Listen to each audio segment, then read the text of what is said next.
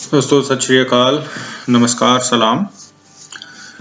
दोस्तों, टैक्स कितना भरना है और कितने टाइम के लिए भरना है, प्लस जूनता सर्टिफिकेट की वैलिडिटी क्या है, आज हम इसके ऊपर चर्चा करेंगे दोस्तों। आज स्टार्टिंग में मैं आप सब लोगों से ये कह देता हूं कि अभी सेफ ने लगभग 6000 के करीब फैमिली रीयूनियन की वैकेंसीज ओपन करी हैं।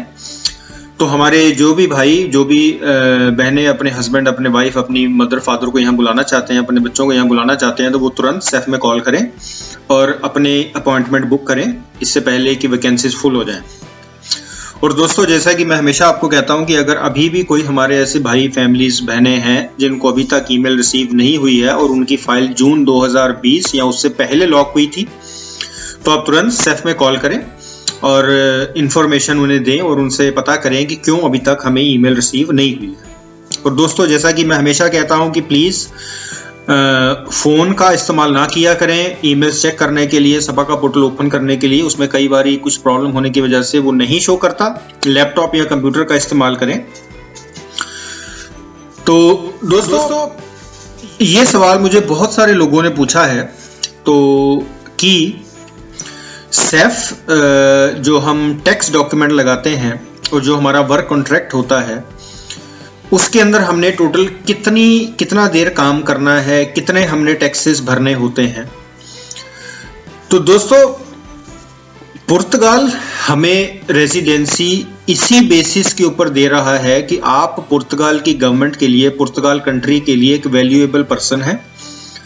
वैल्यूएबल से मतलब है कि आप लोग गवर्नमेंट को टैक्स पे कर रहे हैं रेगुलर बेसिस के ऊपर। तो अगर आप टैक्स रेगुलर नहीं पे करेंगे तो जब आप फिंगर्स के लिए जाएंगे तो वहां पर वो इमिग्रेशन ऑफिसर जो है वो आपको कह सकता है कि टैक्सेस प्रॉपर नहीं है, जितने चाहिए उतने नहीं है, या जितना अमाउंट चाहिए था उतना नहीं है, तो वो आपको वापस भेजेगा और वो कह सकता है कि भाई आप इतने भर करके फिर आइए। तो दोस्तों, कई लोग मुझे ये भी पूछते हैं कि भाई भी हमने 12 टैक्स भर दिए, हमने 6 टैक्स भर दिए हैं, हमने 10 टैक्स भर दिए हैं, तो क्या अब हम बंद कर दें? और कई लोग ये भी सवाल करते हैं कि भाई हम क्या फिंगर्स की डेट से पहले 3 हम टैक्सेस भर दें, और क्या हम एक साथ टैक्स भर दें, साल भर का पूरा या 6 महीने का पूरा। तो दोस्तों, इन चीज़ों का आपने ख्याल रखना है। पहली बात ये कि जैसा कि मैंने अभी आपको बताया कि पुर्तगाल ने आपको टैक्स के बेसिस के ऊपर ही रेजिडेंसी देनी है। बाकी डॉक्यूमेंटेशन जो वो लोग करती है, इमिग्रेशन सेफ जो करती है, वो पर्सन की वैलिडिटी कि वो पर्सन सही है कि नहीं उसके होते हैं। पर टीआरसी का ग्राउंड ही यही है कि आपने टैक्स भरा है। जितने ज्यादा आप टैक्स भरेंगे उतना ही आपका प्रोसेस जो है वो स्मूथ होगा।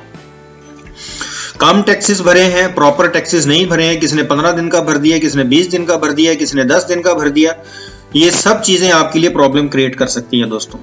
क्योंकि ऑन एवरेज पुर्तगाल की जो मिनिमम सैलरी पर मंथ, जिससे कम कोई नहीं लेता है, वो लगभग 800 यूरो के करीब है, इंक्लूडिंग टैक्स। अगर आप टैक्स निकाल लें तो पर मंथ आपको 710, 690, 95, 700 इस तरह के करीब आपको सैलरी आपके अकाउंट में आती है। और ये भी डिपेंड करता है कि आपको जो मील वाउचर है वो कितने का है। तो दोस्तों, टैक्स 30 दिनों का ही जाना चाहिए है, क्योंकि यही जॉब कॉन्ट्रैक्ट की रिक्वायरमेंट होती है, यही पुर्तगाल की रिक्वायरमेंट होती है। ये कहा जा सकता है दोस्तों कि कुछ केसेस ऐसे हो सकते हैं जिन्होंने 6 टैक्स भरे, 5 टैक्स भरे, 4 टैक्स भरे, 7 टैक्स भरे और उनको प्रॉब्लम नहीं आई।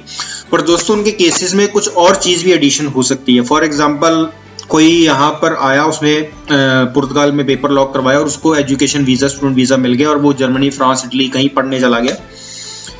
तो इस चीज को सेफ अलाउ करती है अगर आप एक्सप्लेन कर सकते हैं कि आपने कम टैक्सेस क्यों भरे।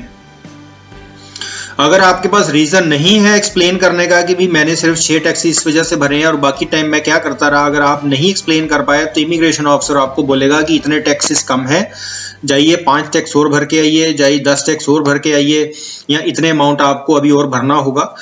तो ये चीज आपकी प्रोसेस को डिले करेगी दोस्तों।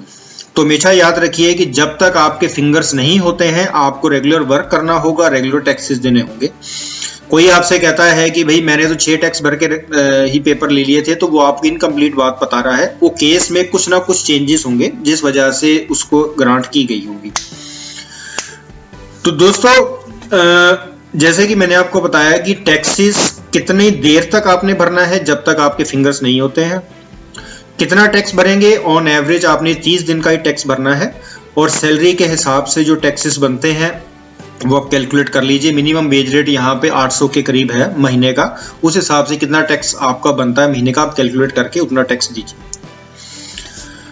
तो अब दोस्तों बात करते हैं जूनता की, कि जो जूनता का जो सर्टिफिकेट है उसकी वैलिडिटी कितनी रहती है। दोस्तों ये बहुत इंपॉर्टेंट क्वेश्चन है, क्योंकि अगर आप वैलिडिटी बिना जाने आप सेफ में चले जाते हैं अपॉइंटमेंट में, तो वो इमिग्रेशन ऑफिसर आपको वापस भेज देगा कि जाइए जी सर्टिफिकेट दोबारा लेके आइए। तो दोस्तों इसकी सही इंफॉर्मेशन ये है कि अगर आप जूनता का सर्टिफिकेट सेफ में इस्तेमाल करने जा रहे हैं तो जो जूनता सर्टिफिकेट है वो एटलीस्ट 1 महीने पुराना होना चाहिए। अगर उससे ज्यादा पुराना है तो आपको नया इशू करवाना होगा। फर्ज करिए दोस्तों कि अगर आपकी अपॉइंटमेंट 5 मार्च की है तो आपका जो जूनता सर्टिफिकेट है वो 5 फरवरी से लेकर 5 मार्च के बीच में इशू हुआ होना चाहिए। उसके ऊपर जो डेट ऑफ इशू है वो इतनी होनी चाहिए, कभी वो सेफ में वैलिड माना जाएगा। अगर इससे लेट है, अगर आपके 2 महीने पुराना भी है, 1.5 महीने पुराना भी है, 3 महीने पुराना भी है, तो सेफ आपको वापस भेज देगी एक पर्ची दे करके कि ये जूनता का सर्टिफिकेट दोबारा इशू करवाइए और आप हमें सेंड करिए। तो दोस्तों फिर से लंबे प्रोसेस में फंसेंगे, फिर आप इंतजार करेंगे 2 महीने 3 महीने, इतना वो टाइम लेंगे। तो इस चीज को अपने ध्यान में रखिए कि जूनता का जो सर्टिफिकेट आपको मिलता है वो 1 महीने से ज्यादा पुराना नहीं होना चाहिए जब आप फिंगर्स के लिए जा रहे हैं, ताकि आप क्लियर स्मूथ आपका प्रोसेस चले और कोई दिक्कत ना आए। तो दोस्तों जैसा मैंने स्टार्टिंग में आपको बताया कि फैमिली रीयूनियन की वैकेंसीज ओपन हुई हैं, आप तुरंत कॉल करें सेफ के अंदर और अपनी अपॉइंटमेंट जो है बुक करवाएं। तो दोस्तों मिलेंगे अगली वीडियो के अंदर एक नई इंफॉर्मेशन के साथ, एक नई जानकारी के साथ। जैसे ही मुझे कोई अपडेट मिलता है जुलाई के लिए मैं आप सब लोगों से शेयर करूंगा, क्योंकि इतना श्योर है कि जुलाई वालों को फर्स्ट ईमेल आ चुकी है पर अपॉइंटमेंट मेल अभी तक नहीं आई है। तो दोस्तों अगर आप लोगों को लगता है कि मेरी कोई इन्फॉर्मेशन इनकरेक्ट है, कोई अधूरी इन्फॉर्मेशन है, तो जरूर कमेंट सेक्शन में लिख करके मुझे बताएं। अगर आप लोगों के कोई सवाल हैं तो आप जरूर मुझे कमेंट सेक्शन में लिखें, मैं पूरी कोशिश करूंगा उन सवालों के सही जवाब देने की।